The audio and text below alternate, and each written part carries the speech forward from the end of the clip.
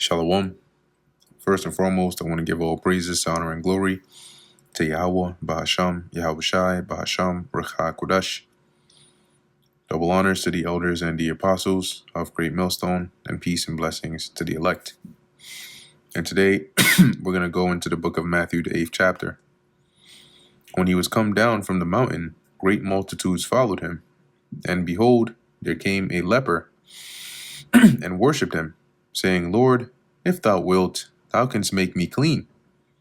And Yahushua put forth his hand and touched him, saying, I will, be thou clean. And immediately his leprosy was cleansed. And Yahushua saith unto him, See thou tell no man, but go thy way, shew thyself to the priest, and offer the gift that Moses commanded for a testimony unto them. Right? That is the offering, the cleansing offering, right? The offering upon your cleansing when you were a leper, right? And your leprosy was healed. There was a certain offering you had to offer.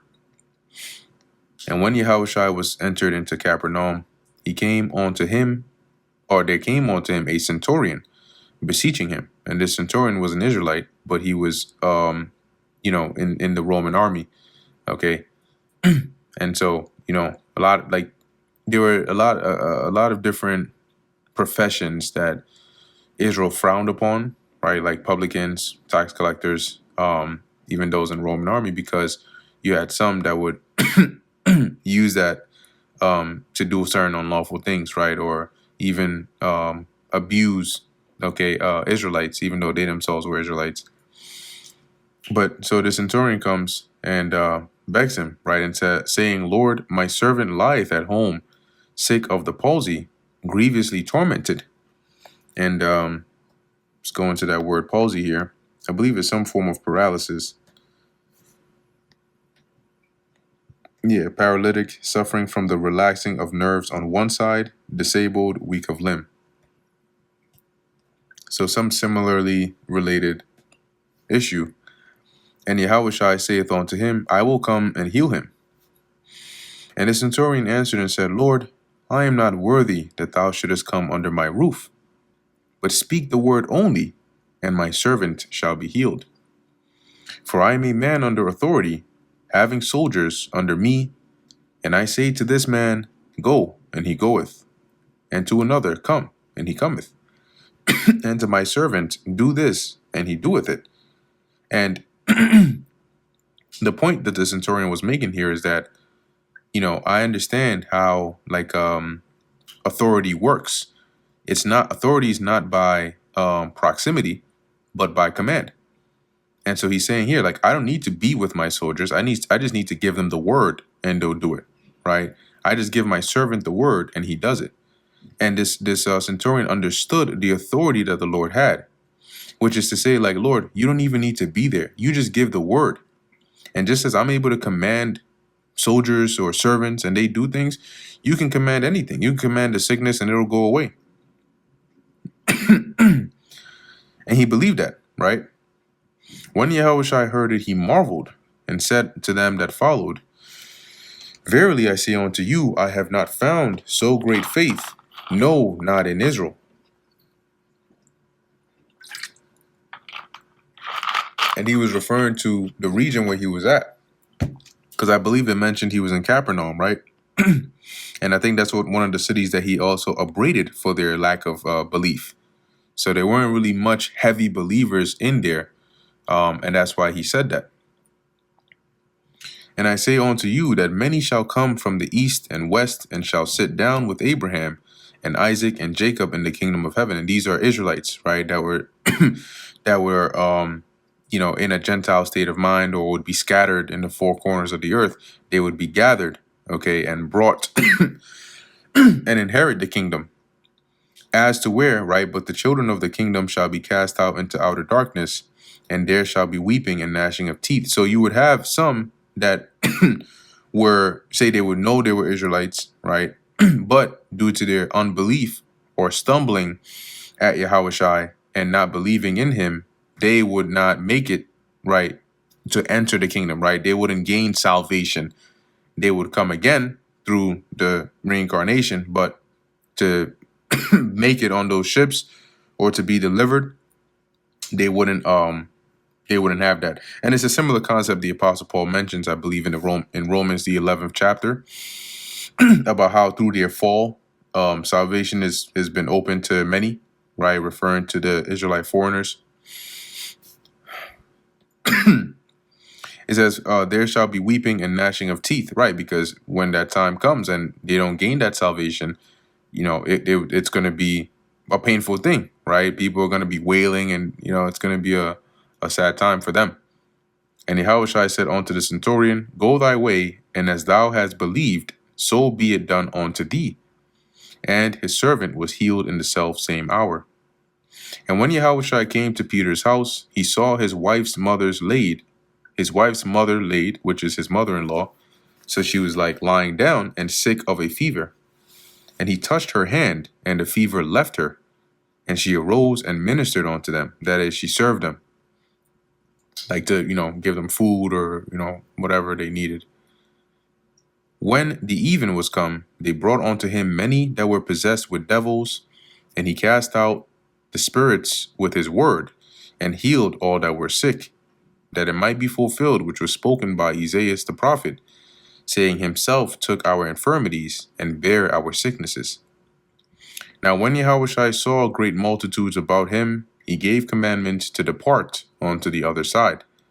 That is, the other side of the lake, right, the river. Because remember, in Capernaum, it was on the other side, right, of Galilee, the northwest. So there was this body of water right there in the center. And when the even was come, they brought unto him. Oh, did I read that already? Yep, I did. Salakia, verse 19.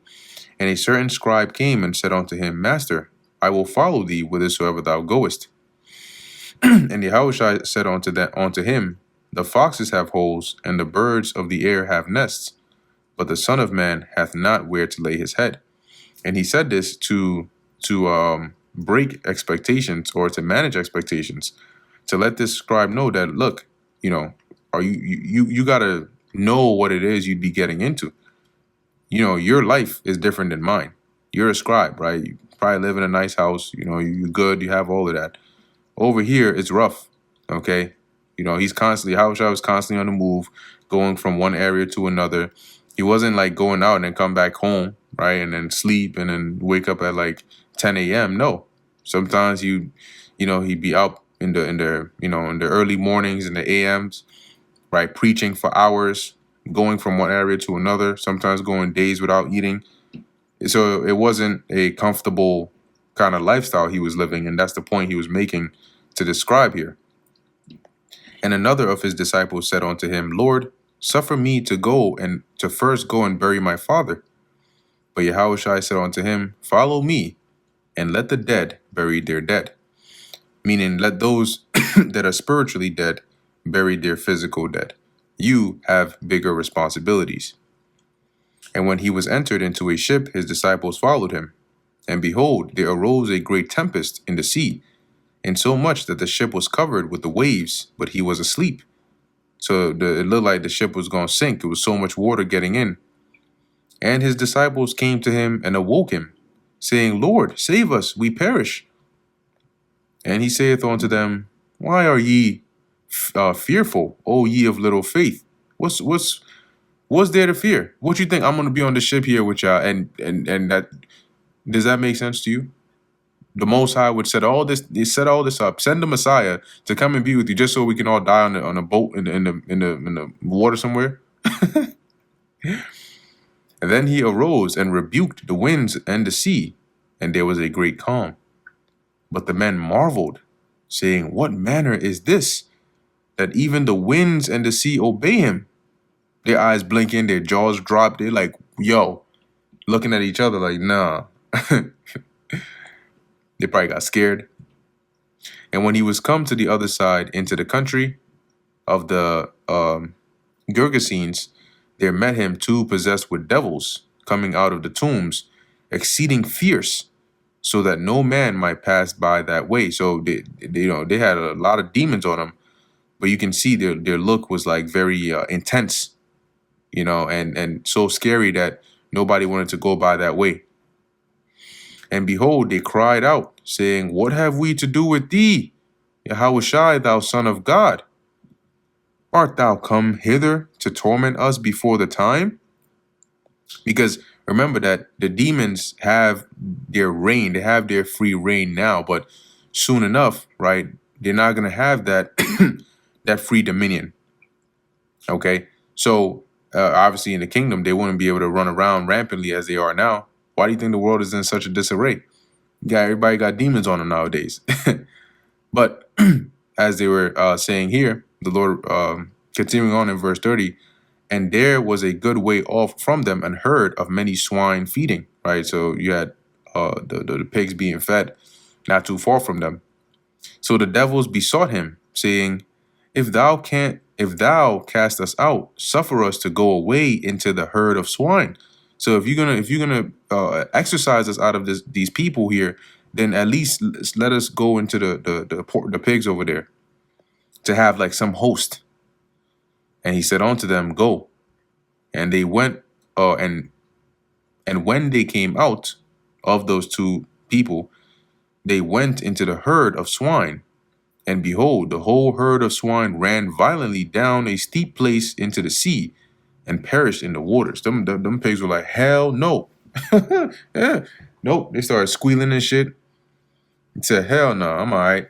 I'd rather die than to have you on me. And and they that kept them fled. So those that were like in charge of watching over the pigs, they ran, they booked it. They were like, oh shit. And went their ways into the city and told everything and what was befallen to the possessed of the devils. And behold, the whole city came out to meet Yahushai. And when they saw him, they besought him that he would depart out of their coast. They said, no, please, you got to go. You got to go. We don't want any of this over here. We don't want none of that. And that brings us to the end of the book of Matthew, the 8th chapter. Lord willing, that was edifying to the elect. In closing, I want to give all praises, honor, and glory to Yahweh, Bahasham, Yahushai, Bahasham, Racha Kodesh. And until next time, Shalom.